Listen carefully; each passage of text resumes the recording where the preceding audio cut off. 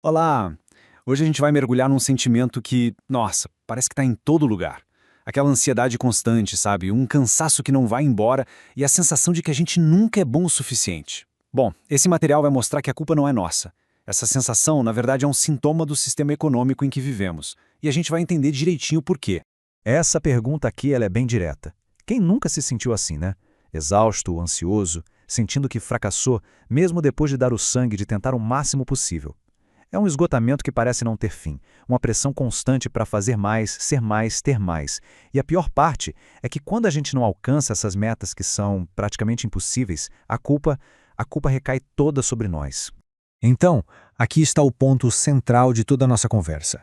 O que a gente sente não é um fracasso individual, é um mal-estar coletivo. É isso mesmo, é o sintoma de um sistema que adoece o corpo e a alma, e que faz de tudo para nos convencer de que o problema está em nós, e não na estrutura que nos cerca.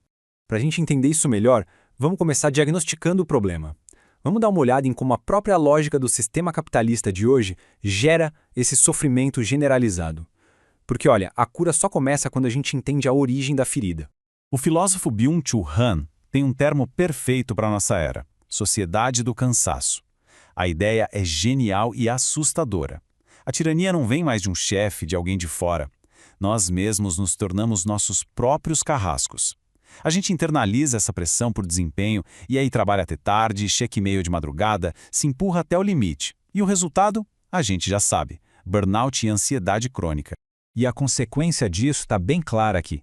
O sistema nos vende a ideia de que somos empreendedores de nós mesmos. Só libertador, não é? Só que a armadilha é cruel. Nesse jogo, o fracasso vira uma culpa estritamente pessoal. O sofrimento é privatizado. E o nosso valor como pessoa fica totalmente amarrado à nossa capacidade de produzir.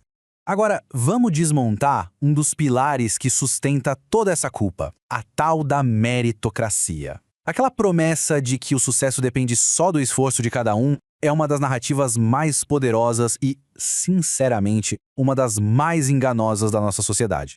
O economista Joseph Stiglitz, que ganhou o Nobel, resume a questão de forma bem direta. Ele basicamente diz que, na realidade, o ponto de partida de uma pessoa determina o seu destino muito mais do que o esforço individual. Ou seja, a ideia de uma meritocracia justa, quando a gente olha para os dados, ela simplesmente não se sustenta. E se a gente olhar para o Brasil, os números são ainda mais chocantes. Esse número aqui, 2,5%, representa a chance de uma pessoa que nasce entre os 20% mais pobres do país conseguir chegar lá no topo, entre os 20% mais ricos. É isso, apenas 2,5%. E esse outro número aqui, ele é ainda mais revelador. Metade das pessoas que nascem na base da pirâmide social no Brasil vai ficar lá por toda a vida adulta. A inércia social é a regra, não a exceção. Resumindo, a escada social está com os degraus quebrados. Para a maioria, nascer pobre significa morrer pobre. E o sistema não falha por acidente. Ele é desenhado para manter essa inércia. Portanto, se sentir um fracasso nesse cenário não é uma falha pessoal. É a resposta mais lógica a um jogo de cartas marcadas. Ok, além da falsa promessa de mérito, tem outra armadilha que nos adoece: a ideia de que a felicidade pode ser comprada. Vamos ver como o sistema conecta o nosso valor e bem-estar ao consumo sem fim. Esse ciclo vicioso tem um nome: a esteira hedônica. E funciona assim, ó. A gente compra algo novo e sente aquela onda de felicidade. Mas ela é curta. Logo, o sistema já nos apresenta um novo desejo, uma nova necessidade e nos mantém nesse ciclo de insatisfação perpétua. O objetivo, no fim das contas, não é a nossa felicidade, mas que a gente continue consumindo sem parar. Essa tabela resume essa distorção perfeitamente. O sistema nos diz que valor é ter dinheiro, que felicidade é comprar e que sucesso é acumular bens. Mas a nossa realidade, o que realmente traz bem-estar, vem das nossas conexões, do nosso propósito, da paz interior. Coisas que, vamos combinar, o dinheiro simplesmente não compra. E essa citação do Gandhi é o arremate perfeito para essa ideia. O problema não é a falta de recursos para todo mundo viver com dignidade.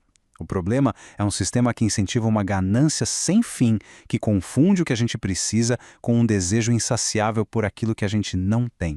Tudo bem, já diagnosticamos o problema. Agora vamos para a parte da cura, do tratamento, como a gente pode se libertar dessa tirania. A resposta começa num processo que é quase uma desaprendizagem. A gente precisa desaprender as métricas de valor que o mercado nos impôs a vida toda. O filósofo Erich Fromm fez uma distinção fundamental entre dois modos de vida: o modo ter e o modo ser. O capitalismo nos empurra com tudo para o modo ter, onde nossa identidade é definida pelo que a gente possui. A libertação, ela está em redescobrir o ser, em valorizar as experiências, a criatividade, as nossas conexões com as outras pessoas. Então, onde é que a gente encontra esse valor real? Em caminhos bem concretos.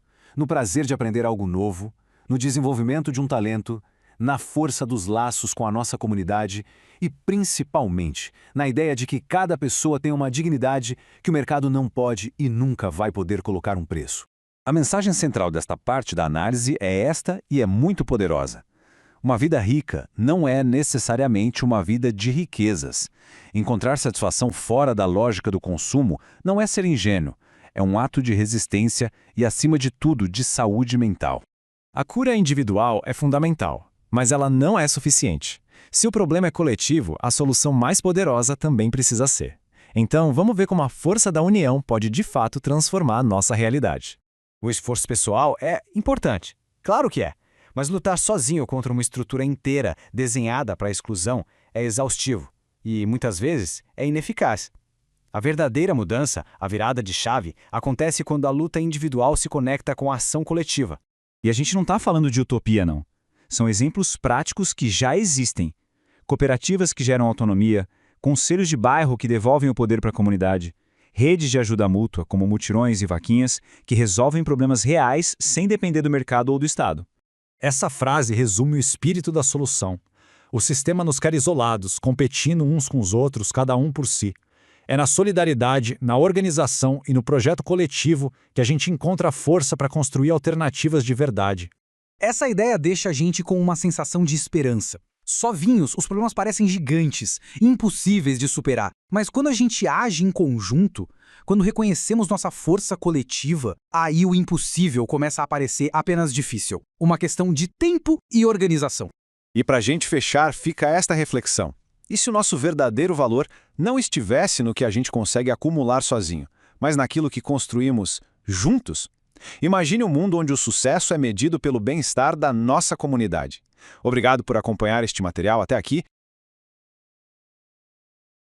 Siga essa conta, faça sua inscrição para receber mais reflexões. Para uma reflexão mais aprofundada, busque Rogério Santos Medeiros no YouTube, se inscreva e veja os vídeos.